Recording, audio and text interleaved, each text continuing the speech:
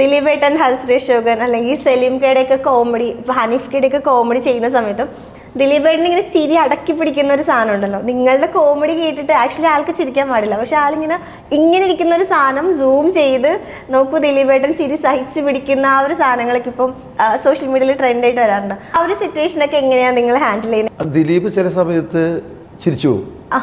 അപ്പോൾ അവൻ പറയും, അവനിങ്ങനെ ഒരു മിനിറ്റ് എന്ന് പറഞ്ഞു വെച്ചിട്ട് വൺ മോർ അങ്ങനെ പറ്റിയതാണത്. പിന്നെ അത് മനസ്സിൽ നിന്ന് പോകില്ല, അല്ലെങ്കിൽ പിന്നെ എടുക്കണം, പിന്നെ എടുത്താലും അത് മനസ്സിൽ കിടക്കും. അപ്പം അങ്ങനെ പറ്റിയതാണത്.